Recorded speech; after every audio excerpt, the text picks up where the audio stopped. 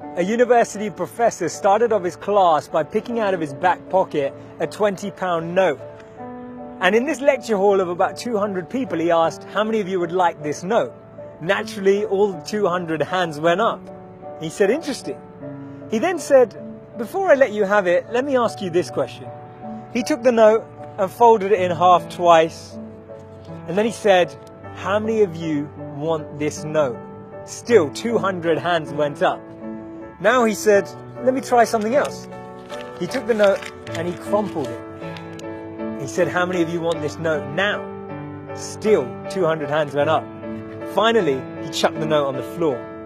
He screwed it with his shoe and crumpled it even more, picked it back up, now with dirt, and said, how many of you want this note? All 200 hands were still up. He said, today you've learnt an important lesson. No matter how much I crumpled that note, how much I scrunched it up, how many times it was trodden on, you still wanted it because it was still worth £20. In the same way that that £20 note held its value, so do you. No matter how many times life will tread on you, life will crumple you, life will scrunch you, and life will squeeze you, you will always keep your value, that spark within us all of bliss, knowledge, and eternity that exists. That spark will never be taken away.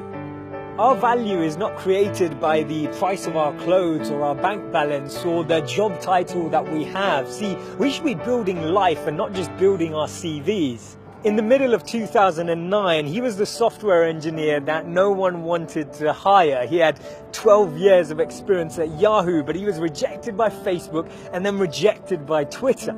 He'd been to a great university. He had a great CV. But he decided to team up with one of his alumni members at Yahoo and started to create an app and focus on the startup space. In 5 years' time, he sold that app for $19 billion to Facebook. Believe it or not, that was Brian Acton, the co-founder of WhatsApp.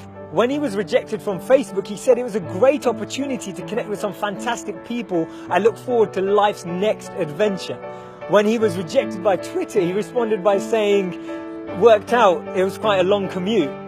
It's so interesting to see that someone rejected from two of the top internet companies actually responded with humor and actually responded with positivity. This lady was diagnosed with clinical depression. Her marriage had failed and she was jobless with a dependent child. She was on a 4-hour delayed train journey from Manchester to London when she came up with this idea, and she started to write this book about this wizard. And as she started writing, she then finished her manuscript, took it to 12 publishers and was rejected by all 12. Believe it or not, that's J.K. Rowling. This man watched his first company crumble. He was a Harvard University dropout and his first company's demo didn't even work. He went on to build Microsoft. His name's Bill Gates. Therefore, failure is just a sign that we need to widen our scope. We need to be ready and build ourselves up for the next level. Actually, what we end up achieving is far greater than what we'd envisioned for ourselves. And this divine plan, this orchestration can't be happening without this intervention that occurs, because if we had it our way, we'd just settle, we'd just accept what we thought was our goal, what we thought we were chasing. But actually, I've noticed that when you don't get that, later down the line, you look back and you reflect and realize that what you've gained is so much greater. Failures are only failures when we don't learn from them, because when we learn from them, they become lessons, and we actually extrapolate all of these teachings and actually get more insight into how we can improve the way we work and how we can actually drive with a different energy. The challenge we have is that we only talk about people's failures when they succeed, and that's why they become this taboo, or we feel like their failures never happened. We need to share these stories earlier. We need to bring out these stories and experiences on the journey so that people who are on the journey can actually follow in those footsteps.